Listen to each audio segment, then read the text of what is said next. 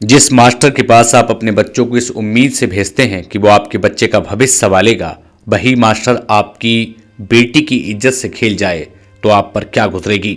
आज की क्राइम की कहानी आपको दुनिया के एक ऐसे काले सच से रूबरू कराने वाली है जिसको सुनने के बाद आपके होश उड़ने तय हैं। उसी मास्टर ने उस 10वीं की छात्रा के साथ गलत काम किया, और गलत काम ही नहीं, वो गर्भवती भी हो गई, ऐसा आरोप है। और उसके बाद उसका गर्भपात भी कराया गया। इन पूरी कहानी और ये पूरी वीडियो आपको अंदर तक झंझोड़ सकती है। मेरा नाम देव है। आज की इस क्राइम की कहानी में आप जानेंगे कि कैसे एक मास्टर, कैसे एक स्कूल का प्रिंसिपल एक लड़की को अपने झांसे में लेता है, उसके परिवार से बात करता है, उसके परिवार को फंसाता है, फिर उस लड़की के साथ गलत संबंध बनाता है, और जब वो लड़की गर्भवती हो जाती है तो उसका गर्भपात कराया जाता है, इसका अबॉर्शन कराया जाता है, उस पर दबाव बनाया जाता है। चलिए, ये खबर जो आ रही है नांदेड़ से है। महाराष्ट्र के नांदेड़ से खबर आ रही है कि जहां पर स्कूल में पढ़ने वाली 10वीं की छात्रा से उस स्कूल का प्रिंसिपल पहले नजदीकियां बढ़ाता है और उसके परिवार से मिलने की बात करता है। क्या होता है जब एक बच्चा पढ़ता है, कक्षा 10 की छात्रा को क्या पता था कि जिस पर वो आंख मीच कर भरोसा कर रही है वो मास्टर नहीं, हैवान है।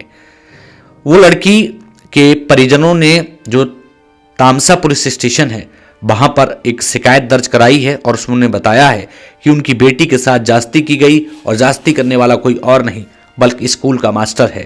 दरअसल मैं यहां पर आपको रोकना चाहूंगा, पहले बताना चाहूंगा शुरुआत से मामला क्या है। कक्षा 10 में नांदेड़ के तामसा थाना के अंतर्गत आने वाली एक लड़की थी जो 10 में पढ़ती थी। वहां स्कूल के प्रिंसिपल थे राजू चौहान, जिनकी नीति उस लड़की पर गलत ढंग से आ गई। लड़की से वो कहते थे कि तुम पढ़ने में होशियार हो, तुम काबिल हो, तुम कुछ बन सकती हो, तुम्हें कुछ बनना चाहिए।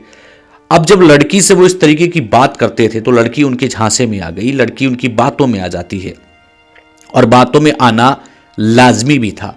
देखिए, जब कोई आप पर इस तरीके की पोलाइटली बातें करता है, अच्छी बातें करता है आपके साथ में, तो आप उसके झांसे में आ जाते हैं, और जब आप उसके झांसे में आ जाते हैं तो चीज़ें खराब भी हो जाती हैं। राजू चौहान लड़की से नज़दीकियां बढ़ा रहे थे, लड़की के परिवार से मिलने की बात उन्होंने कही।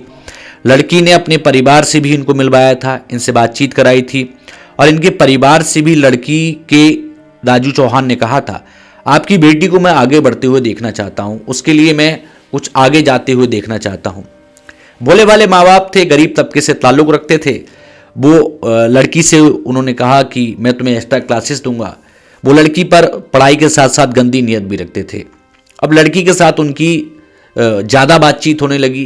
वो कोई ऐसा मौका छोड़ना नहीं चाहता था वो गंदा मास्टर की लड़की से उसको मिलने का मौका ना मिले। अब लड़की से वो लगातार बातचीत करता रहा, लड़की को अपने झांसे में ले लिया, और लड़की कक्षा 10 में पढ़ती थी। ये घटना लगभग 4 से 5 महीने पुरानी है, और जो आरोप हैं वो कितने संगीन हैं आप समझिए। आरोप में बताया गया है कि लड़की को पुलिस एक आदमी दिखाने के बहाने मास्टर अपनी कार में बिठाल करके ले जाता है, और फिर वो वहाँ पानी में उसके लिए कुछ पिलाता है। गाड़ी में जो पानी रखा होता है उसमें कुछ ऐसा मिला देता है जिससे उस लड़की को बेहोशी आ जाती है, और फिर उस बेहोशी का फ़ायदा उठा करके जो स्कूल का मास्टर था वो उसके साथ गलत काम करता था। लड़की को बाद में इस चीज़ का एहसास होता था, लेकिन वो किसी के झांसे में ऐसे फंस गई थी, उस मास्टर की बातों में ऐसे आ गई थी, वो किसी से कह भी नहीं पा रही थी, और तकलीफ ऐसी थी वो सह भी नहीं पा रही थी। ये वाकया 1-2 बार नहीं, कम से कम 3 से 4 बार होता है। अब लड़की गर्भवती हो जाती है, और जब वो गर्भवती हो जाती है तो लड़की इस बात को अपनी माँ को बताती है।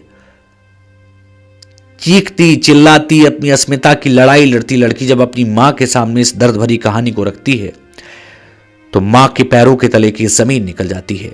जिस मास्टर को वो देवदूत समझ रही थी, जिस मास्टर को वो अपनी बेटी के भविष्य को संवारने वाला समझती थी, जिससे उन्हें उम्मीद थी कि ये मास्टर उनकी बेटी के भविष्य को बनाएगा, वही मास्टर उनकी बेटी की अस्मिता से खेल चुका था। वह लड़की से कोई ऐसा बहाना नहीं छोड़ता था जिससे उससे मुलाकात ना हो। वो लड़की के आसपास ही रहने की कोशिश करता था। अब लड़की की माँ ने ये पूरी बात लड़की के पिता या फिर उनके परिवार को बताई, और लड़की के परिवार ने तामसा पुलिस स्टेशन में इसकी शिकायत दी। इसके बाद लोगों में इस खबर को लेकर के जो गुस्सा था, और ये मैं थोड़ा बताना भूल रहा हूं यहाँ पे, वो लड़की पर दबाव बनाता था कि अब तुम गर्भवती हो गई हो, तो लड़की पर उसने ये भी दबाव बनाया था कि तुम्हें गर्भपात करा लेना चाहिए, 1 बार 2 बार 3 बार 4 बार। जब ज़्यादा दबाव बना तो गर्भपात भी कराया गया। अब इस पूरे मामले पर पुलिस ने अपनी कार्रवाई की है, पुलिस ने इसमें एक्शन लिया है, पुलिस ने इसमें संज्ञान लिया है। लोगों ने सड़क पर उतरकर इसमें प्रदर्शन किया, लोगों ने सड़क पर उतरकर धरना प्रदर्शन किया।